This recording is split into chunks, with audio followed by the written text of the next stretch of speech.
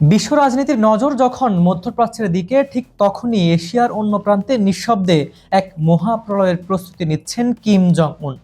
America যখন পারস্য উপসাগরে ইরানকে ঠেকাতে ব্যস্ত, ঠিক সেই সুযোগেই ডোনাল্ড ট্রাম্পের পেন্টাগনকে চরম বার্তা দিল পিয়ংইয়ং।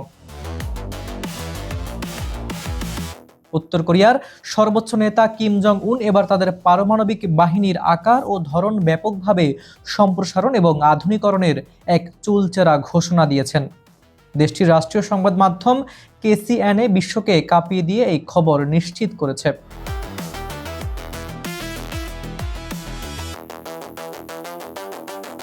কোনো রকম রাখঢাক না রেখে সরাসরি যুদ্ধের প্রস্তুতি সারছে উত্তর কোরিয়া। সম্প্রতি ক্ষমতাসীন ওয়ার্কার্স পার্টির সেন্ট্রাল মিলিটারি কমিশনের এক উচ্চ পর্যায়ের সভা অনুষ্ঠিত হয়।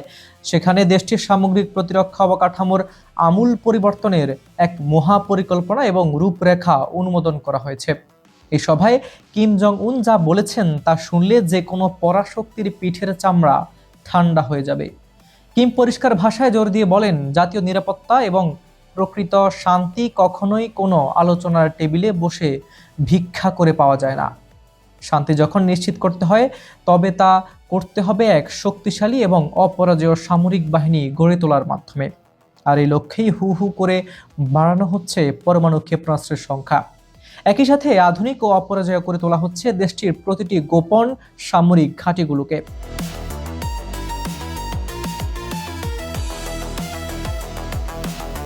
তবে কি কিম জং উনের এবারের প্রধান টার্গেট শুধু স্থলভাগ বা আকাশ নয়, বরং সমুদ্রের বুক কাঁপানো নৌবাহিনী?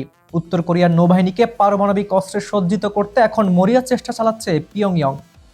এই তো সেদিনের কথা, গত 5 জুন কিম জং উন নিজেই সশরীরে হাজির হয়েছিলেন 5,000 টন ওজনের এক অত্যাধুনিক যুদ্ধজাহাজ কাঙ্কনের ক্রুজ মিসাইল উৎক্ষেপণ এবং ইলেকট্রনিক যুদ্ধ সরঞ্জামের পরীক্ষা সরাসরি পরিদর্শন করতে। তবে এই কাঙ্কনকে নিয়ে রয়েছে এক চরম নাটকীয় ইতিহাস। আপনাদের মনে থাকার কথা, গত বছর জমকালো উদ্বোধনের সময় ভারসাম্য হারিয়ে মাঝ দরিয়ায় উল্টে পানিতে ডুবে গিয়েছিল এই যুদ্ধ জাহাজটি, যা নিয়ে বিশ্বজুড়ে হাসাহাসি কম হয়নি। কিন্তু উত্তর কোরিয়া দমে যাওয়ার পাত্র নয়। মার্কিন স্যাটেলাইটকে ফাঁকি দিয়ে সম্পূর্ণ গোপনে এটিকে পানি থেকে তুলে পুনর্নির্মাণ ও মেরামত করা হয়েছে। আর এবার কিম জং উন ডেডলাইন বেঁধে দিয়েছেন, আগামী 2 মাসের মধ্যেই এই রণতরীকে পুরোপুরি নৌবাহিনীতে যুক্ত করা হবে।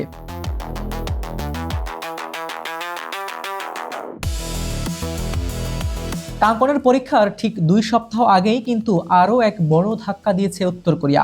5,000 টনের আরেকটি শক্তিশালী যুদ্ধজাহাজ চোয়েহিয়ন ইতিমধ্যেই সফলভাবে উত্তর কোরিয়ার নৌবহরে যুক্ত হয়ে গেছে। তবে কিম জং উন এখানেই থামছেন না। তিনি ঘোষণা করেছেন তাদের পরবর্তী মেগা প্রজেক্ট হলো সম্পূর্ণ নিজস্ব প্রযুক্তিতে 10,000 টনের এক দানবীয় ও কোয়ান্টাম আকৃতির রণতরী তৈরি করা, যা সমুদ্রের বুকে আমেরিকার যে কোনো বিশালাকার বিমানবাহী জাহাজকে এক নিমিষেই ধ্বংস করে দিতে পারে। উত্তর কোরিয়ার এই ব্যাক টু ব্যাক পরমাণু ও নৌশক্তি বৃদ্ধির ঘোষণা এখন ওয়াশিংটনের ঘুম উড়িয়ে দিয়েছে। পারস্য উপসাগরে মার্কিন বাহিনী যখন পুরো শক্তি দিয়ে ইরানকে সামলাতে ব্যস্ত, ঠিক সেই মোক্ষম সময়ে কিমের এই চাল পেন্টাগনের জন্য এক বিরাট সামরিক ও মনস্তাত্ত্বিক মাথা ব্যথার কারণ হয়ে দাঁড়িয়েছে। আন্তর্জাতিক ভূরাজনৈতিক বিশ্লেষকদের মতে কিম জং উন খুব ভালো করে জানেন যে আমেরিকা এখন মধ্যপ্রাচ্যের জালে আটকা পড়েছে। আর ওয়াশিংটনের এই ব্যস্ততার সুযোগ নিয়ে কোরিয়া উপদ্বীপে নিজেদের একক ও চূড়ান্ত আধিপত্য চিরতরে প্রতিষ্ঠা করতে যাচ্ছেন এই মাস্টারমাইন্ড। আমেরিকা কি পারবে মধ্যপ্রাচ্য সামলে কিমের এই দানবীয় নৌ উত্থান রুখে দিতে, নাকি সময়ের সুযোগ নিয়ে ট্রাম্প প্রশাসনকে এক চরম ফাঁদে ফেলতে যাচ্ছেন কিম জং উন? প্রশ্ন রইল আপনার কাছে।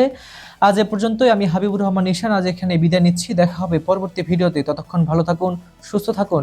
আল্লাহ হাফেজ।